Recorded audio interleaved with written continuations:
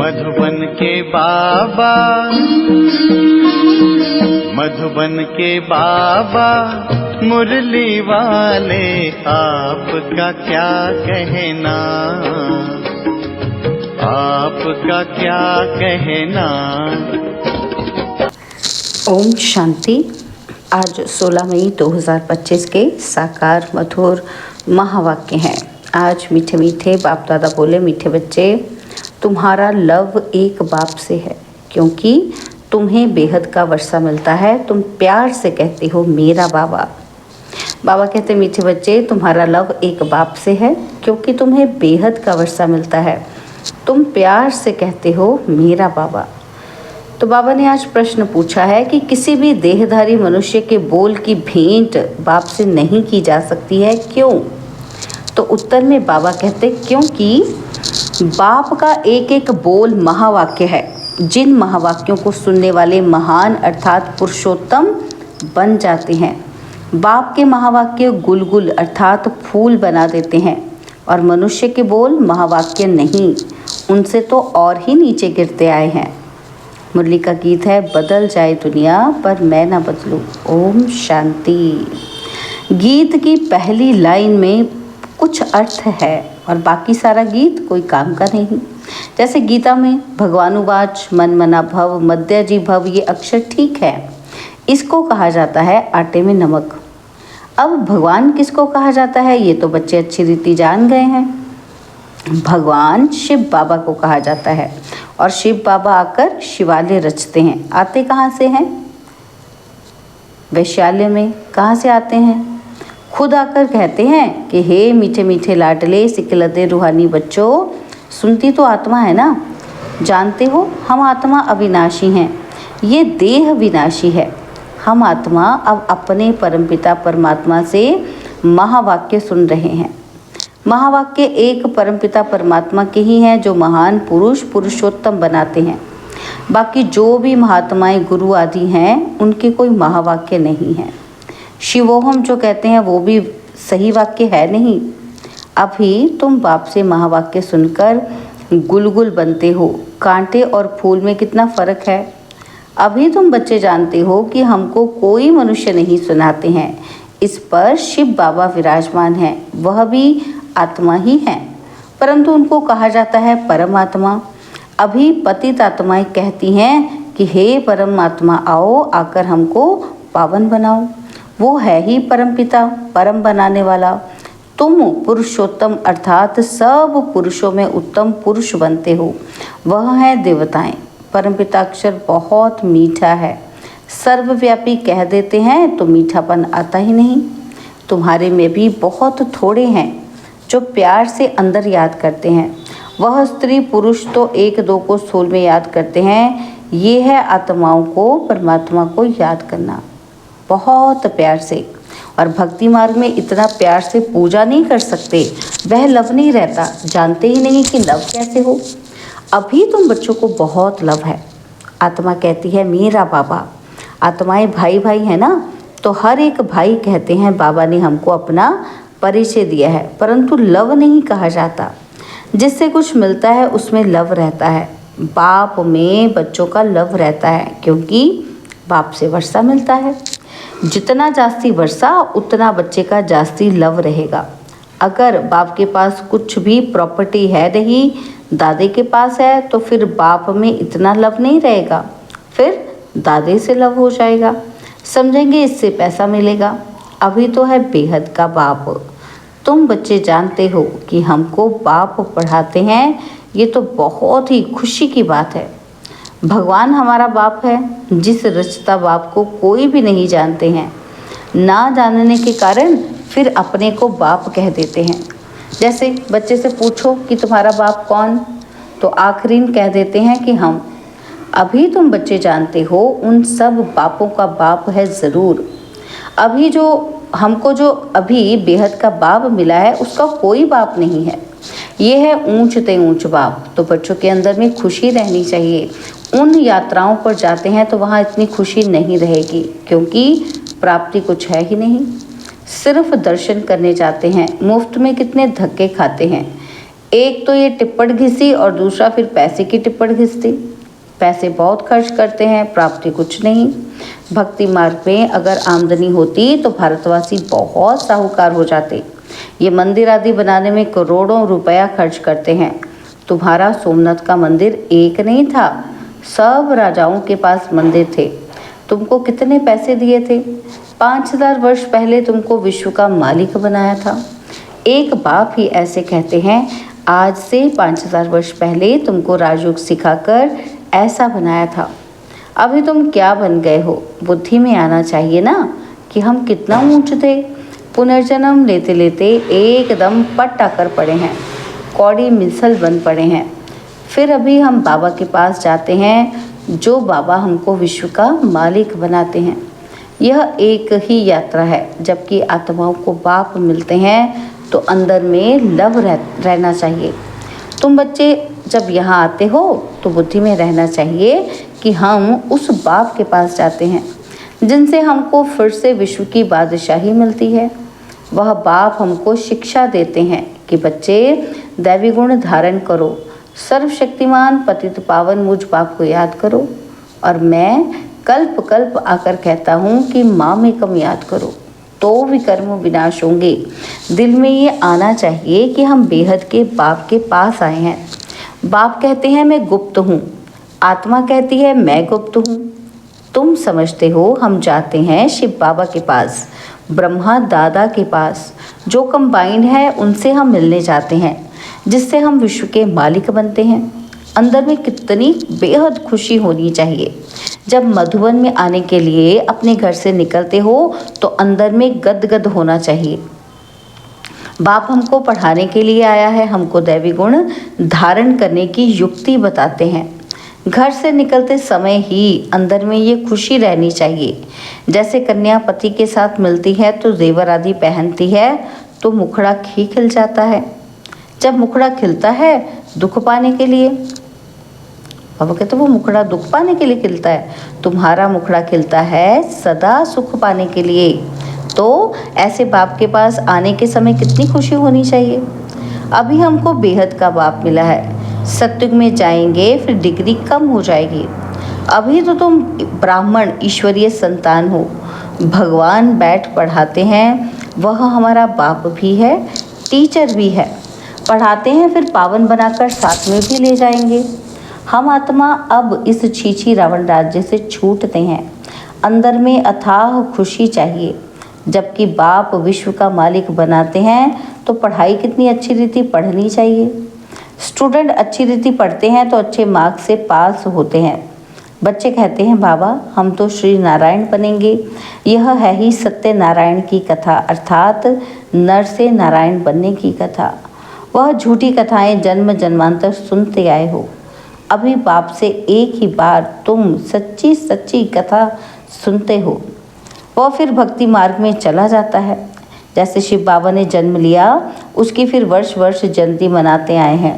वह कब आया, ये क्या किया, कुछ भी नहीं जानते। अच्छा, कृष्ण जयंती मनाते हैं तो वह भी कब आया, कैसे आया, कुछ भी पता नहीं है। कहते हैं कि कंसपुरी में आता है। अब वह पति दुनिया में कैसे जन्म लेगा। बच्चों को तो कितनी खुशी होनी चाहिए कि हम बेहद बाप के पास जाते हैं।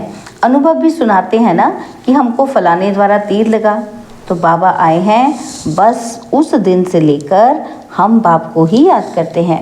ये है तुम्हारी बड़े से बड़े बाप के पास आने की यात्रा। बाबा तो चैतन्य है, बच्चों के पास जाते भी हैं। वह है जड़ यात्राएं, यहाँ तो बाप चैतन्य है। जैसे हम आत्मा बोलती हैं वैसे वह परमात्मा बाप भी बोलते हैं शरीर के द्वारा। ये पढ़ाई है भविष्य 21 जन्म शरीर निर्वाह के लिए, और वह है सिर्फ इस जन्म के लिए।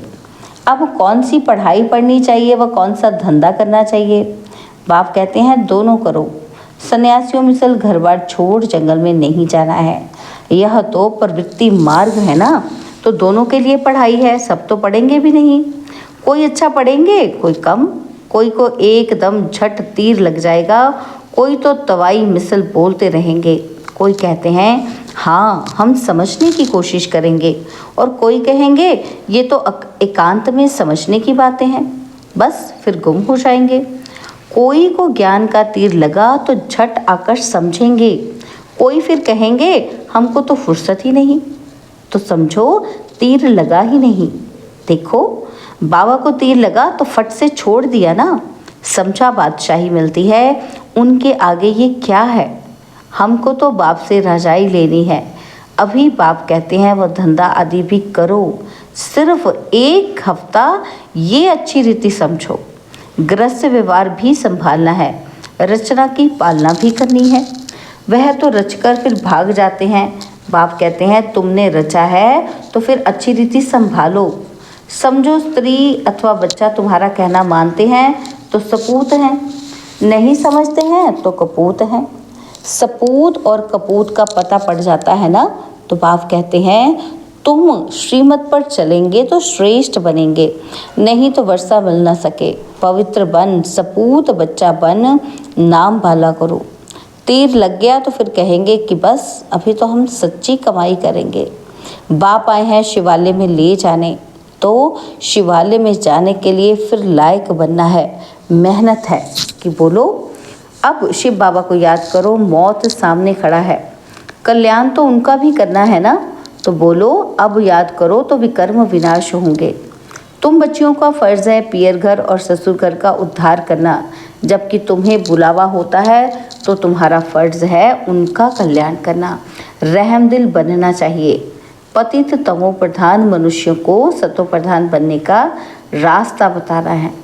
तुम जानते हो क्या कि हर चीज़ नई से पुरानी ज़रूर होती है। नरक में सब पतित आत्माएं हैं, तभी तो गंगा स्नान जाकर पावन होने जाते हैं। पहले तो समझें कि हम पतित हैं, इसलिए पावन बनना है। अब पाप आत्माओं को कहते हैं मुझे याद करो तो तुम्हारे पाप नष्ट हो जाएंगे, गंगा में स्नान करने से नहीं होंगे। साधु संत आदि जो भी हैं सबको ये मेरा पैगाम दो। क्या पैगाम देना है कि बाप कहते हैं मुझे याद करो। इस योग अग्नि से अथवा याद की यात्रा से तुम्हारी खाद निकलती जाएगी। तुम पवित्र बन मेरे पास आ जाएंगे और मैं तुम सबको साथ ले जाऊंगा। जैसे बिच्छू होता है, चलता है, जहाँ नरम चीज़ देखता है तो डंक मार देता है। पत्थर को डंक मार के क्या करेगा। तुम भी बाप का परिचय दो। यह भी बाप ने समझाया है कि मेरे भक्त कहाँ रहते हैं, शिव के मंदिर में, कृष्ण के मंदिर में, लक्ष्मी नारायण के मंदिर में। बाबा कहते भक्त मेरी भक्ति करते रहते हैं तो बच्चे ना, तो मेरे से राज्य लिया था, अब पूज्य से पुजारी बन गए हैं। देवताओं के भक्त हैं ना, तो नंबर 1 है शिव की अव्यभिचारी भक्ति, और फिर गिरते गिरते अभी तो भूत पूजा करने लगे हैं। शिव के पुजारियों को समझाने में सहज होगा। ये सब आत्माओं का बाप शिव बाबा है, स्वर्ग का वर्षा देते हैं। अभी बाप कहते हैं मुझे याद करो तो विकर्म विनाश हूँ। हम तुमको पैगाम देते हैं। जब बाप कहते हैं पतित पावन ज्ञान का सागर मैं हूँ, ज्ञान भी सुना रहा हूँ, पावन बनने के लिए योग भी सिखा रहा हूँ, ब्रह्मा तन से मैसेज दे रहा हूँ कि मुझे याद करो। अपने 84 जन्मों को याद करो। तुमको भक्त मिलेंगे मंदिरों में और फिर कुंभ के मेले में, वहाँ तुम समझा सकते हो पतित पावन गंगा है या परमात्मा। तो बच्चों को ये खुशी रहनी चाहिए कि हम किसके पास जाते हैं। है कितना साधारण, क्या बड़ाई दिखाएं। शिव बाबा क्या करे जो बड़ा आदमी दिखाई पड़े। सन्यासी कपड़े तो पहन नहीं सकते। बाप कहते हैं मैं तो साधारण तन लेता हूँ, तुम ही राय दो कि मैं क्या करूँ। इस रथ को क्या श्रृंगारूं। वह हुसैन का घोड़ा निकालते हैं, उनको श्रृंगारते हैं। यहाँ शिव बाबा का रथ फिर बैल बना दिया है। बैल के मस्तक में गोल गोल शिव का चित्र दिखाते हैं। अब शिव बाबा बैल में कहाँ से आएगा। भला मंदिर में बैल क्यों रखा है। शंकर की सवारी कहते हैं। सूक्ष्म वतन में शंकर की सवारी होती है क्या। ये सब है भक्ति मार्ग जो ड्रामा में नूद है। अच्छा, मीठे मीठे सिकिलदे बच्चों प्रति माता पिता बाप दादा का याद प्यार और गुड मॉर्निंग। रूहानी बाप की रूहानी बच्चों को नमस्ते। हम रूहानी बच्चों की रूहानी बाप दादाजी को दिलवा जान सिकवा प्रेम से नमस्ते। ओम शांति। प्यारे बाबा, मीठे बाबा, मेरे बाबा, शुक्रिया बाबा, शुक्रिया बाबा, शुक्रिया। धारणा के लिए मुख्य सार है, पहला पॉइंट है अपने आप से प्रतिज्ञा करनी है कि अभी हम सच्ची कमाई करेंगे, स्वयं को शिवालय में चलने के लायक बनाएंगे, सपूत बच्चा बनकर श्रीमत पर चलकर बाप का नाम बाला करेंगे।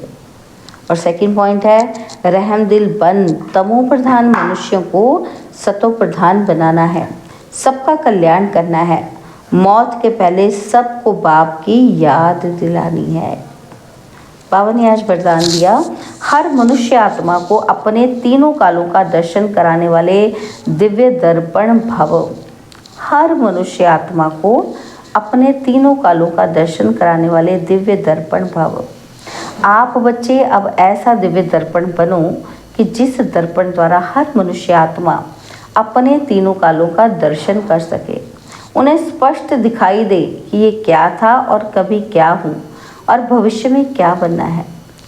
जब जानेंगे अर्थात अनुभव करेंगे व देखेंगे कि अनेक जन्मों की प्यास व अनेक जन्मों की आशाएं मुक्ति में जाने की व स्वर्ग में जाने की अभी पूर्ण होने वाली हैं, तो सहज ही बाप से वर्षा लेने के लिए आकर्षित होते हुए आएंगे। स्लोगन है एक बल एक भरोसा, इस पाठ को सदा पक्का रखो तो बीज भंवर से सहज निकल जाएंगे। एक बल एक भरोसा, इस पाठ को सदा पक्का रखो तो बीज भंवर से सहज निकल जाएंगे। बाबा के अव्यक्त इशारे हैं, रूहानी रॉयल्टी और प्योरिटी की पर्सनैलिटी धारण करो। बाबा कहते वारिस क्वालिटी प्रत्यक्ष तब होगी जब आप अपनी प्योरिटी की रॉयल्टी में रहेंगे। कहीं भी हद की आकर्षण में आंख न डूबे। वारिस अर्थात अधिकारी, तो जो यहाँ सदा अधिकारी स्टेज पर रहते हैं कभी भी माया के अधीन नहीं होते, अधिकारीपन के शुभ नशे में रहते। ऐसे अधिकारी स्टेज वाले ही वहाँ भी अधिकारी बनते हैं। अच्छा, ओम शांति।